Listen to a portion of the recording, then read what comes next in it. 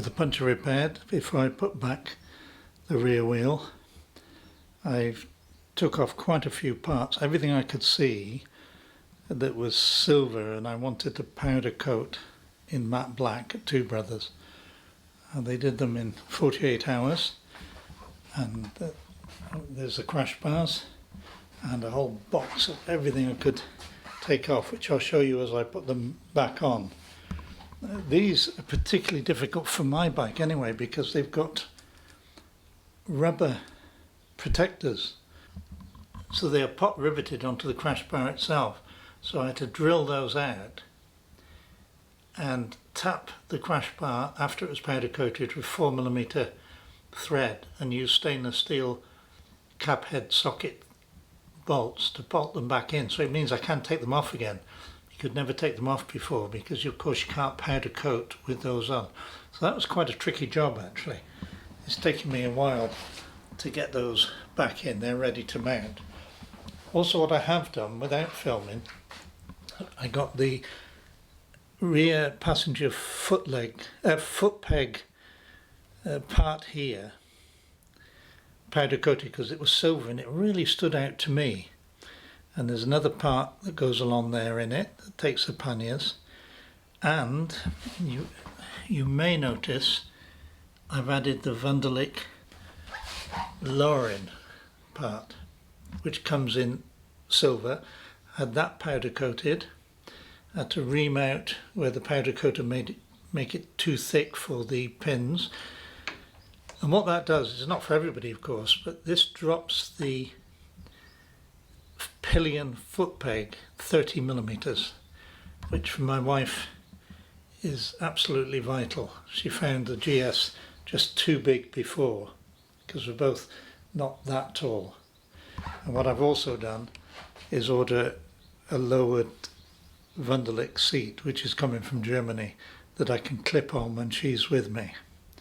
And that lowers it 40mm, so I'm hoping, on theory, we're the same size height as the RT. Otherwise, I'm in big trouble. So I fitted those two peg lowering Wunderlich systems, and because they're all black, they sort of melt into it. It's just so much better in black. So I've got so many more parts to fit now, and as I do them I'll just show you what it is I've had coated. These BMW engine bars are so much easier to fit than the ones on the 150 GS that I did that took me 4 to 5 hours. These are just 3 bolts and they fit really well. So I need to Loctite them and just position it, which you'll see is quite easy.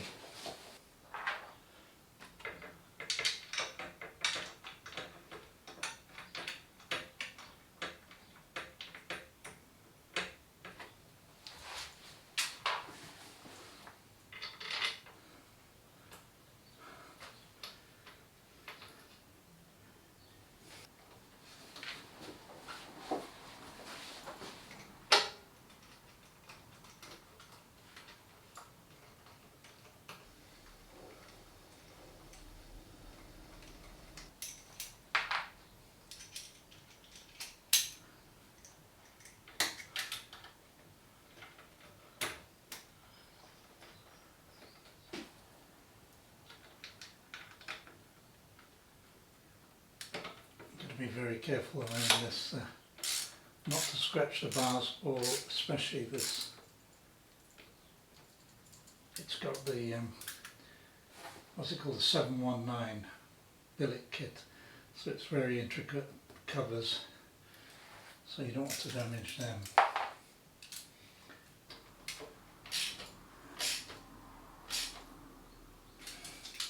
So that is the crash bars fitted. And for me, in matte black, they just fit in with the bike. So this is the main. You can be careful of these spacers, they fall off, of course.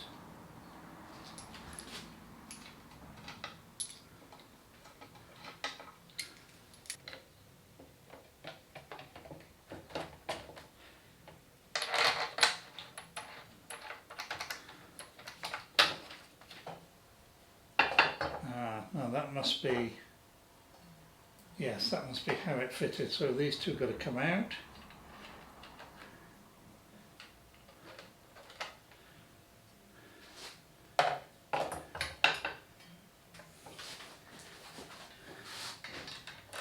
And they go in there.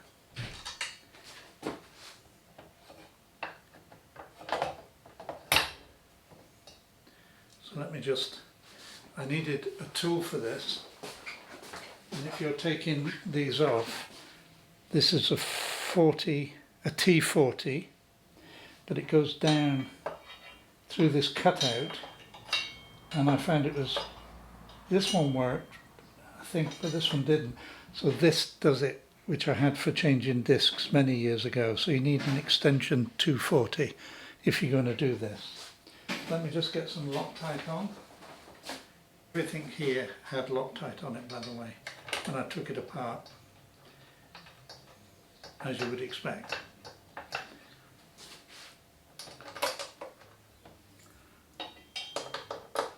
See, they've made an attractive cutout, but it's the only way you can get to the bolt. So the back rack just goes on with 4, I hope, 4 bolts.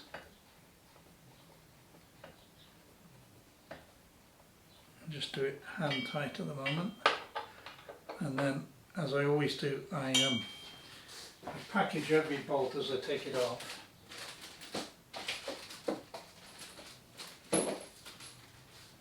So these are all the Pannier bolts. If I end up with one left, I'm in trouble.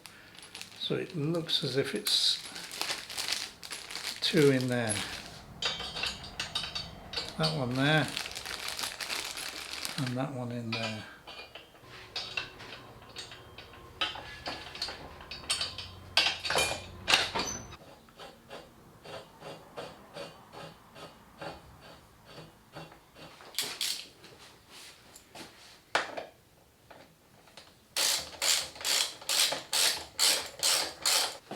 Now I have the left-hand pannier. I put that bolt in.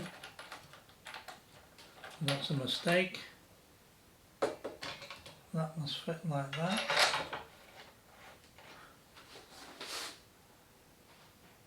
It's got to be, hasn't it? Yeah, it's got to be. So let me find the bolts for this.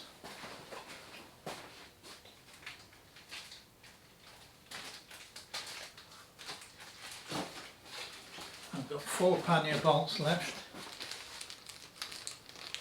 so it could be 1, 2, 3, 4, so it might be right. So let me get the blue Loctite.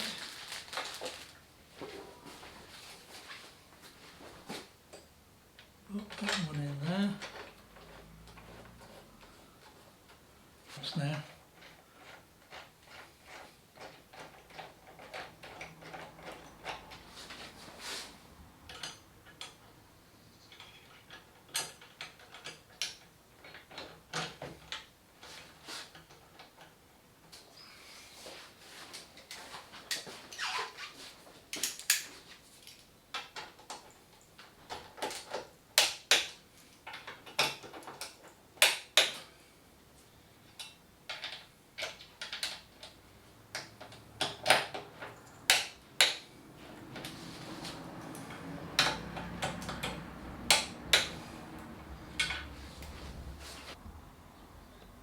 That is both sides, and you see how one sticks out a lot further than the other. You notice it now, without the silencer being there. I've now got a bar to put on that joins the two together. And again, I labelled these cross brace because they're a different length. Goes in well, so they fit well.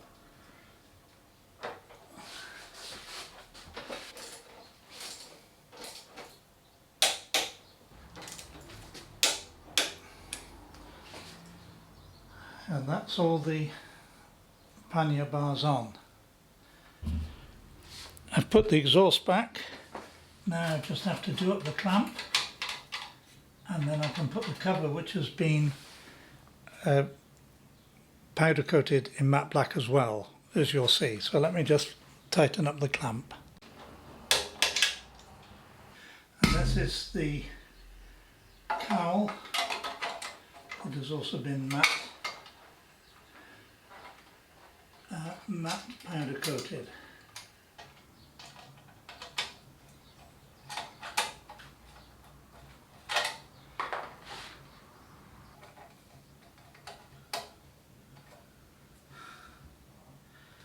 So that looks very smart.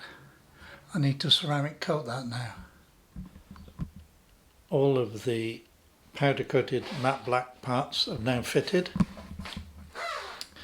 You can't see them, they blend in with the bike. I've fitted a toolbox here. This is a cheap one, to be truthful, a Chinese one. £49 instead of £149. It was pretty difficult to fit. I'm sure the Tortrek or the Wunderlich ones are a lot better, but it does its job. It's very, very firm. Has a key to lock it.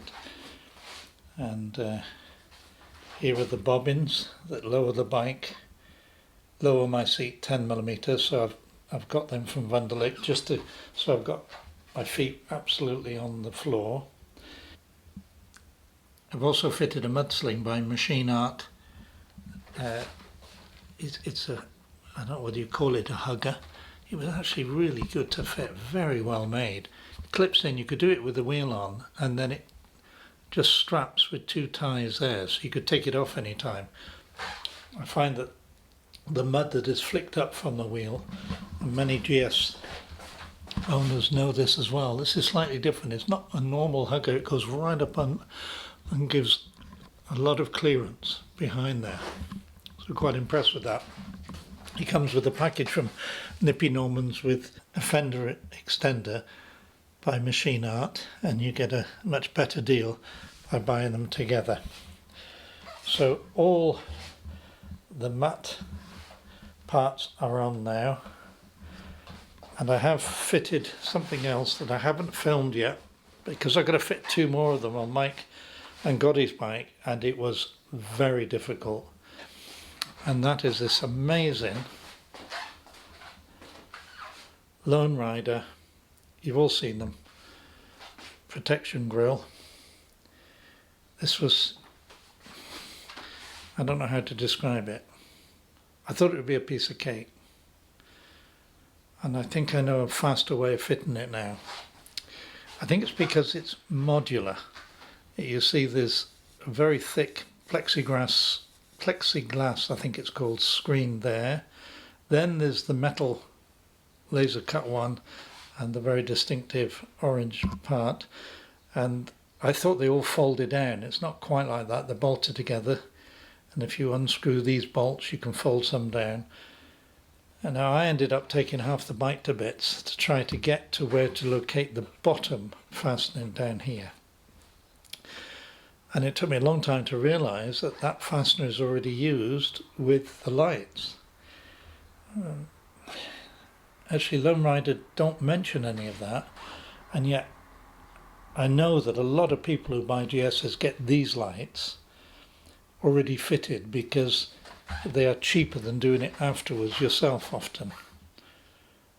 So you don't realise that the actual location point you need is already filled with this. I'll explain it all, but when they're on, don't they look amazing? If you're going to get protection for your headlight, then you've got to get this one, haven't you? And 3 of us will have it on eventually if I can fit them tomorrow. So tomorrow we're having trackers fitted. None of us wanted a tracker.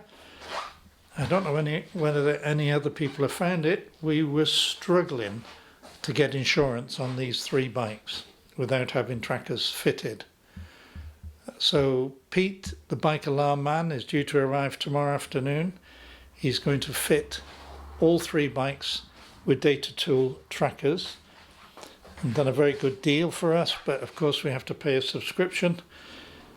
It is a protection. I'm not fighting against it. It's just we were all very surprised that you have 3 riders, all with no claims, no convictions, no accidents ever, having a real struggle to get insurance on new GSs. So watch out for the next episode where I hope I can crack the fitting of the Lone Rider headlight protection and make it much easier.